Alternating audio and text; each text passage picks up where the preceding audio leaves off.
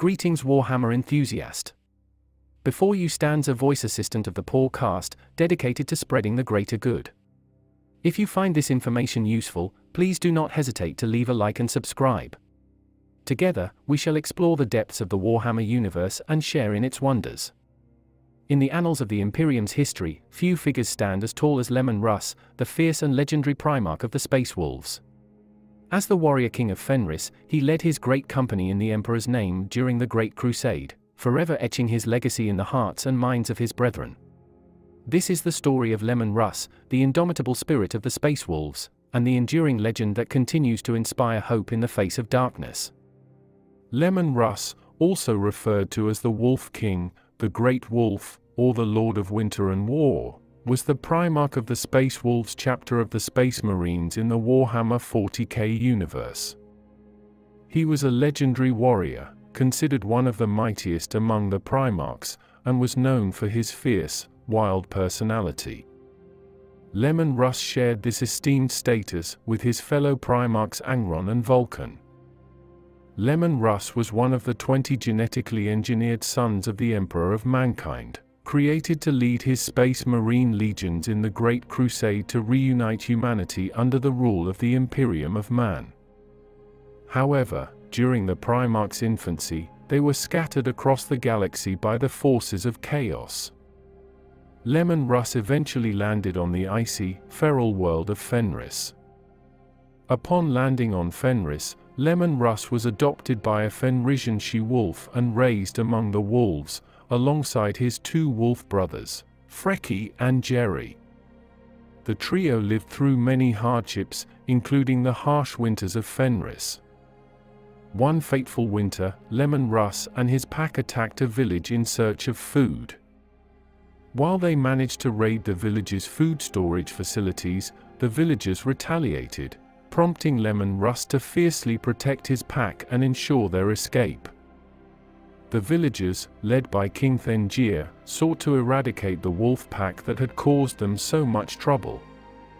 They formed a raiding party, armed with poisoned arrows and sharp knives, and hunted down the wolves. In the confrontation, many pack members, including the she-wolf and one of Leman Russ's wolf brothers, were killed. Leman Russ himself was captured and brought before King Thengir, bound and gagged. Recognizing the potential in the young warrior, King Thengir decided to take him in and raise him as his own. Leman Russ quickly adapted to human society, displaying an innate aptitude for warfare and mastering the use of weapons such as iron axes and swords. His quick wit and boisterous personality endeared him to the people of Fenris, who grew to admire and respect him as one of their own. As Leman Russ grew older, he came to understand that he was more than just a wolf, and was, in fact, something greater than both wolf and human. King Thengir eventually bestowed upon him the name Leman, naming him Leman of the Russ.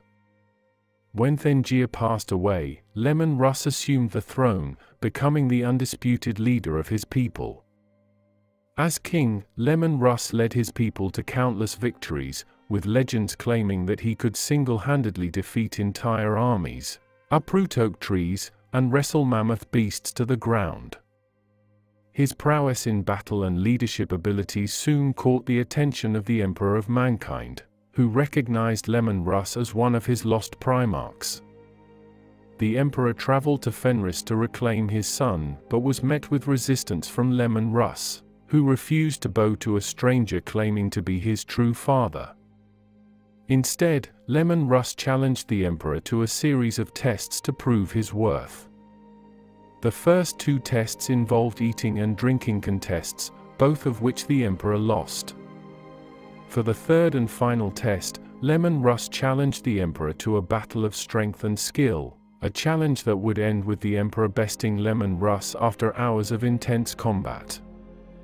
Having been defeated, Leman Russ acknowledged the Emperor's superiority and swore his loyalty to him. Soon after, Leman Russ was introduced to his brother Primarch, Horus, who at the time was the only other discovered Primarch. Despite their differences, Leman Russ sought friendship with Horus and quickly learned the Gothic language to better communicate with his newfound kin. With the Emperor's blessing, Leman Russ was placed in command of his Space Marine Legion, newly christened as the Space Wolves. He was granted a suit of thrice-blessed power armor and a mighty sword forged from the maw of the great Kraken Gormanjal. This legendary weapon was said to have the power to cleave the ice mountains of Fenris in half. Thus armed and armored, Leman Russ joined the Great Crusade, leading the Space Wolves in their mission to reunite humanity under the rule of the Imperium of Man. The Space Wolves, under Leman Russ's command, quickly gained a reputation as fierce and loyal warriors. Their unique blend of savagery, cunning, and unwavering loyalty to the Emperor made them a formidable fighting force that few could withstand. As they conquered world after world, the Space Wolves became renowned for their tenacity and their ability to adapt to any situation, no matter how dire. Leman Russ's leadership style was a reflection of his upbringing on Fenris. He encouraged his Space Marines to embrace their feral instincts and rely on their wits and strength in battle. This approach fostered a strong bond between the Primarch and his warriors, with many considering Leman Russ more than just a commander, but also a brother-in-arms. Throughout the Great Crusade, Leman Russ fought valiantly, establishing himself as a cunning, fierce, and somewhat unpredictable warrior and leader. His actions on the battlefield and his unique approach to leadership earned him both admiration and notoriety. Leman Russ's reputation for ferocity and his unwavering loyalty to the Emperor were tempered by his wild, untamed nature, making him an enigmatic figure even among his fellow Primarchs. Following the Wheel of Fire campaign, a brutal conflict against the Orcs in which the Space Wolves lost a third of their legion, the Emperor rewarded Leman Russ with two significant gifts. The first was the Fang, a formidable fortress monastery located on Fenris, which would serve as the Space Wolves' headquarters and a symbol of their strength and resilience. The second was the Spear of Russ, a powerful and sacred relic said to have been crafted by the Emperor himself, imbuing it with potent energies.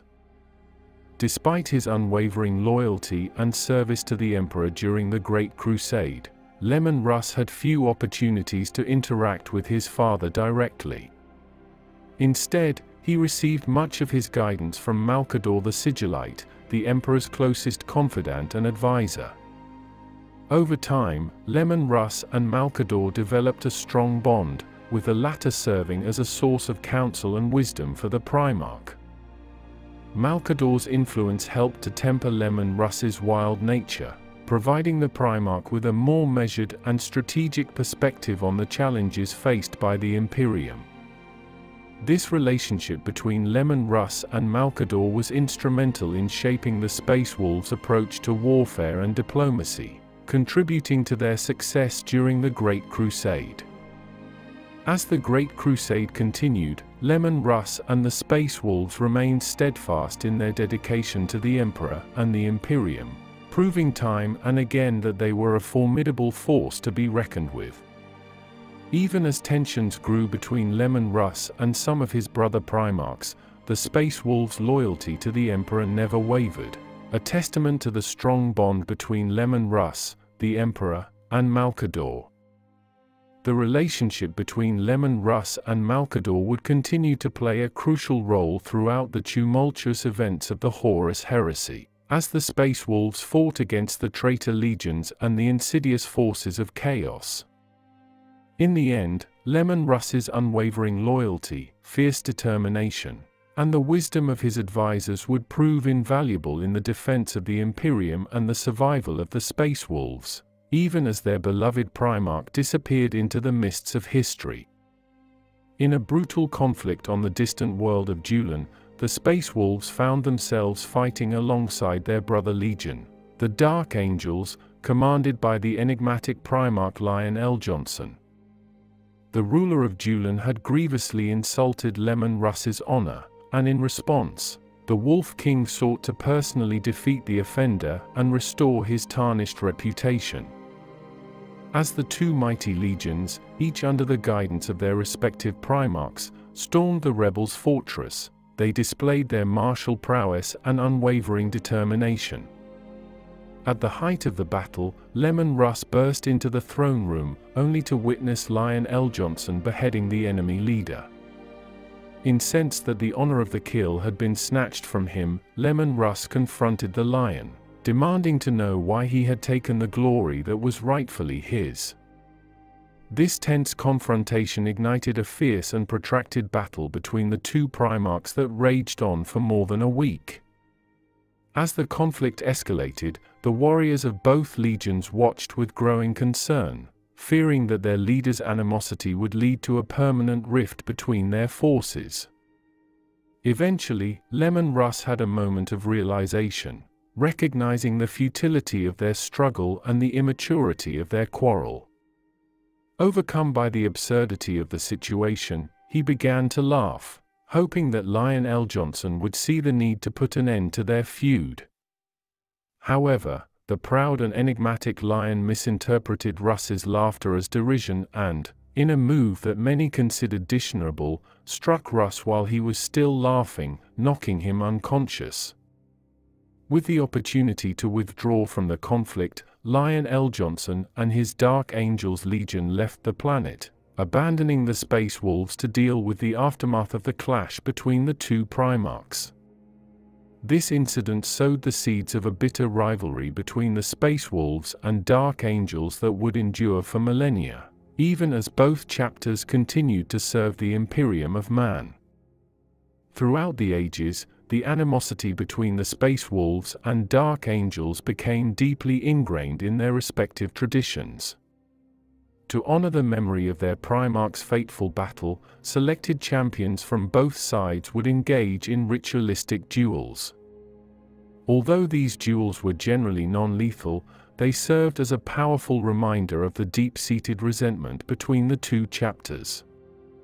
In recent times, there have been indications that the long-standing feud between the Space Wolves and Dark Angels might finally be coming to an end. As the galaxy faces ever-increasing threats, the need for unity and cooperation among the forces of the Imperium has become more important than ever. Despite the lingering memories of their Primarch's rivalry, both the Space Wolves and Dark Angels continue to stand as proud defenders of humanity, committed to upholding the ideals of the Emperor and the Imperium of Man. As the Great Crusade progressed, tensions among the Primarchs grew, particularly in the case of Angron, the Primarch of the World Eaters Legion. Angron had introduced the brutal and agonizing butcher's nail surgery to his legion, which amplified their aggression and bloodlust. This move deeply concerned the Emperor, who ordered Angron to cease the practice. However, the stubborn Angron refused to comply with the Emperor's command, forcing the Master of Mankind to dispatch Leman Russ and his Space Wolves to Malkoya to bring Angron back to Terra to answer for his insubordination. Upon arriving at Malkoya, the Space Wolves found themselves embroiled in a brief yet intense conflict with the World Eaters. In the midst of the battle, Leman Russ challenged Angron to single combat, determined to teach his brother a lesson in obedience and restraint. During the duel, Russ held back, allowing Angron to gain the upper hand and defeat him. However, unbeknownst to the Red Angel, Russ had orchestrated a cunning stratagem. As Angron reveled in his victory, he soon realized that he had allowed himself to become encircled by Space Wolves' forces. Russ seized this opportunity to confront Angron, explaining that while he had won their duel, he was now trapped due to his uncontrollable bloodlust and failure to effectively lead his legion. Russ pleaded with Angron to stand down and reconsider his actions, but the enraged World Eater's Primarch refused to relent. Disheartened by Angron's stubbornness, Russ realized that his brother was beyond saving. With a mournful howl, he ordered the Space Wolves to withdraw, leaving Angron and his World Eaters to their tragic fate. This encounter would not be the last time Russ found himself at odds with one of his brothers during the Great Crusade. In another notable incident, Russ nearly came to blows with Magnus the Red, Primarch of the Thousand Sons, over the fate of the great library of Archreach Secundus. The two Primarchs were on the verge of an all-out confrontation when Lorga, Primarch of the Word-Bearers, intervened and diffused the situation. Nevertheless, Leman Russ's anger toward Magnus festered, culminating in a blood vow to one day settle their score. These events serve to highlight the complex and often tumultuous relationships between the Primarchs during the Great Crusade. As powerful and influential leaders, their clashes shaped the destiny of the Imperium and foreshadowed the dark times that lay ahead. Despite his reputation for being ill-tempered and argumentative, Leman Russ was highly respected by his fellow Primarchs, particularly Robout Guilliman, the Primarch of the Ultramarines. Guilliman held Russ in such high regard that he privately referred to him, along with Rogel Dorn, Sanguinius, and Ferrus Manus, as the Dauntless Few. These four Primarchs, in Guilliman's opinion, were the most reliable and capable warriors who could be counted on to execute the Emperor's will without question. Guilliman was known to have said that if he had any of those four Primarchs and their respective legions by his side, the Ultramarines could win any war outright. This sentiment speaks to the esteem in which Guilliman held Leman Russ, despite his often contentious personality. Indeed, the Wolf King's fierce loyalty and unwavering devotion to the Emperor set him apart from his brothers, making him a key asset in the tumultuous era of the Great Crusade. The Emperor himself recognized Russ' unique skills and dedication, appointing him as his unofficial executioner and enforcer. In this role, Russ was responsible for meting out the Emperor's justice and ensuring the compliance of his fellow Primarchs. His position as the Emperor's enforcer is further evidenced by the suggestion that Russ may have played a role in the mysterious fates of the two lost Primarchs, whose histories have been expunged from Imperial records. As the Emperor's trusted executioner, Leman Russ' martial prowess and unwavering loyalty were instrumental in maintaining order and discipline among the Primarchs and their legions. While his methods may have been controversial and his demeanor contentious, there is no denying the impact Russ had on the course of the Great Crusade and the shaping of the Imperium. His place among the Dauntless Few, as recognized by Guilliman, is a testament to his importance and the respect he commanded from his peers. During the Great Crusade, the Space Wolves discovered the standard template construct, STC, of the Leman Russ battle tank on the planet Nova Beryllia. The world had been under the control of the Nomin civilization, a technologically advanced and oppressive regime that had enslaved a significant portion of humanity for thousands of years. Determined to free the subjugated human population and bring an end to the Nomin's tyranny, the Space Wolves launched a devastating campaign against their oppressors. The fierce warriors of Fenris clashed with the Nomin forces in a series of brutal battles, ultimately emerging victorious and liberating the enslaved humans. In the aftermath of their conquest, the Space Wolves uncovered the valuable STC, which contained the design schematics for the Leman Russ battle tank. This formidable war machine would go on to become one of the most iconic and widely used tanks in the Imperium, renowned for its resilience, adaptability, and devastating firepower. In honor of their Primarch, Leman Russ, the Space Wolves named this newly discovered battle tank after him. The Leman Russ battle tank would serve as a lasting symbol of the Space Wolves' triumph over the Nomin civilization, and a testament to their Primarch's indomitable spirit and unwavering commitment to the Emperor's cause. As years passed and countless battles were fought, the golden age of the Great Crusade began to wane. The Emperor, who suspected Magnus the Red and his Thousand Sons Legion of dabbling in forbidden sorcery, ordered Leman Russ and his Space Wolves to confront them. Magnus had defied the Emperor's edict against using psychic powers to warn him of Horus' treachery, inadvertently jeopardizing the Emperor's secret project in the process. Seizing the opportunity to weaken or corrupt his rivals, Horus cunningly manipulated Leman Russ into launching a full-scale assault on the Thousand Suns' homeworld of Prospero, rather than merely apprehending Magnus and bringing him to Terra for judgment. Unbeknownst to Russ, his attempt to communicate with the Thousand Suns through Caspar Horsa, whom he believed to be a hidden one, was futile, as Horsa had become an unwitting pawn of chaos and failed to relay the message. Thus, the stage was set for a brutal confrontation between the Space Wolves and the Thousand Suns on Prospero. The relentless assault and bombardment of the planet resulted in the deaths of thousands within just a few days. As the conflict reached its climax, Leman Russ and Magnus the Red engaged in a titanic duel. During the fierce battle, Russ managed to blind Magnus and ultimately broke the Cyclops' back over his knee. However, just as Russ prepared to deliver the final, fatal blow, Magnus used his sorcery to escape. The fall of Prospero and the tragic clash between the two Primarchs marked a dark turning point in the Great Crusade, and foreshadowed the horrors of the Horus Heresy that would soon engulf the Imperium.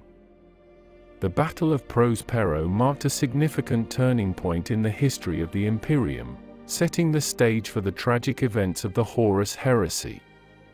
The enmity between the Space Wolves and the Thousand Suns would continue to fester for millennia, a bitter reminder of the schism that tore the Imperium apart and led to the darkest chapter in its history.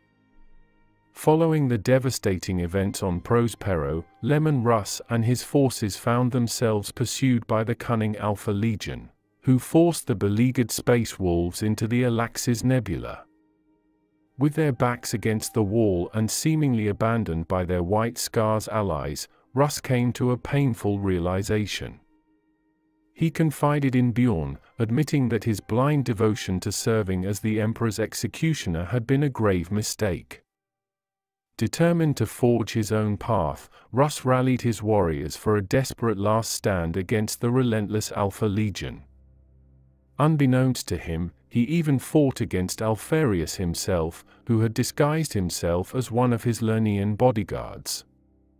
However, just when all seemed lost, a detachment of Dark Angels arrived to aid the beleaguered Space Wolves, turning the tide of the battle and allowing Russ and his forces to return to Terra. Following his return to Terra, Leman Russ underwent a significant transformation. He began to openly challenge the Emperor's wisdom and express deep regret for being manipulated into destroying Prospero. This newfound introspection and determination to forge his own path led Russ to believe that it was his destiny to confront Horus personally, and put an end to the Warmaster's treachery. Despite the objections of Rogel Dawn and Sanguinius, who wanted Russ to remain on Terra in preparation for the imminent siege, Russ decided to lead the Space Wolves on a daring mission to engage Horus. The efforts of the Knights Errant during the Battle of Molech provided Russ with crucial information, allowing him to track the location of the vengeful spirit, Horus's flagship. Before embarking on this dangerous mission, however, Russ returned to his homeworld of Fenris. There, he sought the wisdom of his rune priests to help him uncover any potential weaknesses in the Warmaster. Through an ancient and enigmatic ritual, the rune priests delved into the hidden knowledge and secrets of the galaxy in search of any advantage that could aid Russ and his warriors in their upcoming confrontation with Horus. The ritual conducted on Fenris was overseen by Kvar, Bjorn, and 7 other rune priests. It involved Leman Russ entering the Underverse through a volcanic cavern known as Syrtyr's Door. Within the Underverse, Russ found himself in the Hall of the Erlking, a powerful warp entity that collected the souls of Fenrisians who died outside of battle. As the Erlking's hordes of Wolfen prepared to consume him, Russ struck a desperate bargain, offering to complete 4 challenges in exchange for his soul. The Erlking accepted and presented Russ with the first challenge, to drink the damned souls from Amarok's bowl until it was dry. Next, he was tasked with wrestling an old crone. The third challenge involved attempting to move the Erlking's enormous sleeping wolf. Russ failed each of the first 3 challenges, leaving his soul's fate dependent on the successful completion of the 4th challenge, deciphering the meaning behind the Erlking's challenges. With keen insight, Russ revealed that the first challenge symbolized the changing seasons on Fenris. The old woman represented the inevitability of aging, and the immovable wolf signified inescapable death. As he spoke, the hall crumbled, and Russ found himself confronted by an alternate version of himself, a finely dressed, civilized man who represented the fate he would have faced had he never landed on Fenris. This alternate Russ divulged the true nature of the Spear of Russ, explaining that it contained a portion of the Emperor's power and could reveal the truth to those it pierced.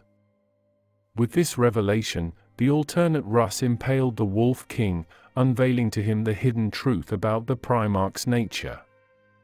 Overwhelmed by this knowledge, Russ despaired, and the alternate version of himself informed him that this newfound understanding would eventually lead him to leave Fenris. Despite his sorrow, Russ had discovered what he had been seeking, the knowledge that the Spear of Russ had the potential not only to wound Horus, but also to change the course of the war.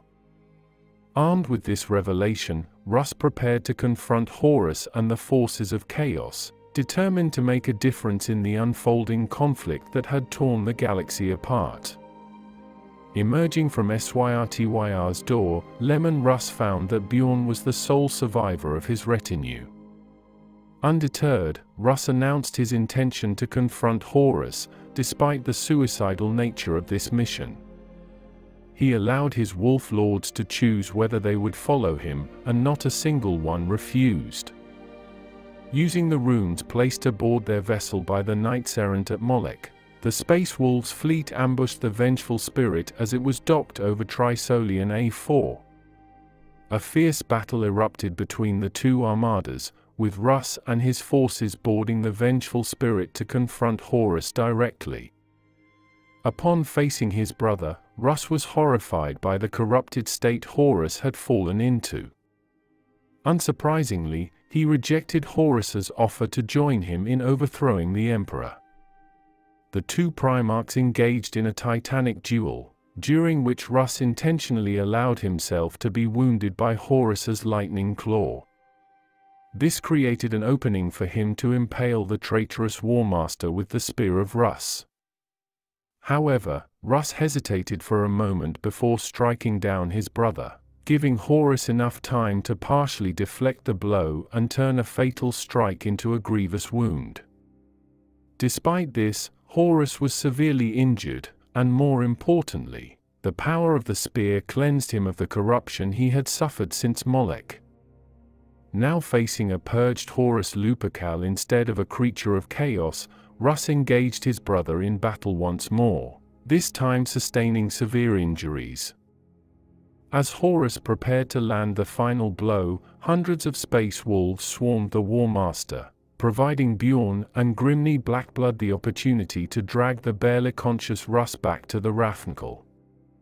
With their Primarch in tow, the Space Wolves made a hasty retreat from the vengeful spirit, leaving Horus wounded and his plans momentarily thwarted.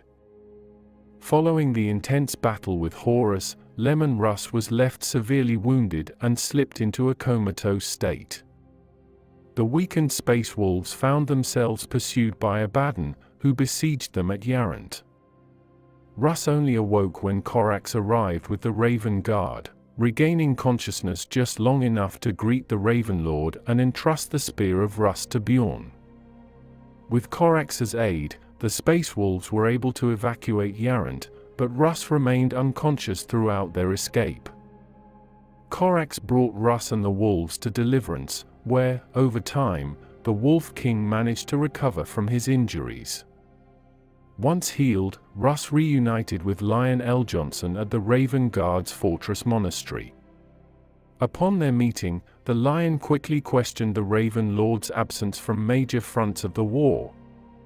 However, Russ diffused the tension by emphasizing the survival of his own legion as proof of their worth. Russ then announced his intention to join the Lion's Crusade of Vengeance, which included warriors equipped with the new Mark VI power armor produced on Kievar. While Corax remained cautious about committing his forces to such a brutal campaign, the Wolf King eagerly embraced his role as the Emperor's executioner. United in their thirst for vengeance, Russ and his Space Wolves embarked on a relentless campaign against the traitorous forces that had sought to bring down the Imperium. Leman Russ was not present during the pivotal Siege of Terra or when the Emperor was entombed upon the Golden Throne. Upon his arrival on Terra and learning of the tragic events that had transpired, Russ was overwhelmed with grief and engaged in a heated argument with Constantine Valda. Valda suggested that these events unfolded according to the Emperor's plan, which only deepened Russ's distress. When Robout Guilliman, the newly appointed Lord Commander of the Imperium, attempted to reorganize the Legion's Astartes into chapters based on his newly developed Codex Astartes, Leman Russ vehemently opposed the idea. He aligned himself with the Imperial Fists during the Codex crisis, expressing his strong disapproval of Guilliman's proposed changes. Despite the eventual implementation of the Codex Astartes, the Space Wolves deviated significantly from its guidelines. As a result, their only successor chapter was the ill-fated Wolf Brothers, which further demonstrated the Space Wolves' reluctance to fully adhere to the new organizational structure imposed by Guilliman. Throughout these events, Russ's unwavering loyalty to the Emperor and fierce independence continued to define him and his legion. In the face of monumental changes, the Space Wolves remained steadfast in their commitment to the ideals and traditions they held dear, even as the Imperium transformed around them. During a grand feast with his legion in attendance, Leman Russ stood up and made a solemn declaration: "In the end, I will return. For the final battle. For the Wolf time." With these words, he left the Fang, the Space Wolves' fortress monastery, and ventured into the Eye of Terror, accompanied by his personal retinue, except for one, Bjorn the Fell-Handed, who remained on Fenris to assume the role of Great Wolf. The story of Leman Russ's mysterious disappearance is recounted every 1,000 years by Bjorn, who is now the oldest living dreadnought. Periodically, the Space Wolves undertake what is known as the Great Hunt, scouring the galaxy in search of their missing Primarch. Despite their extensive search efforts, they have yet to find any trace of Russ. Many within the Space Wolves believe that their Primarch has embarked on a quest to find the Tree of Life, hoping to use its restorative powers to heal the Emperor. Intriguingly, it is said that Russ's arch-nemesis, Magnus the Red, is aware of the Wolf King's whereabouts but has chosen to keep this knowledge secret. As the mystery of Leman Russ's disappearance endures, the Space Wolves remain ever vigilant and committed to their search. They hold on to the hope that their Primarch will one day return to lead them in the final battle, the fabled Wolf time, when the fate of the Imperium will be decided.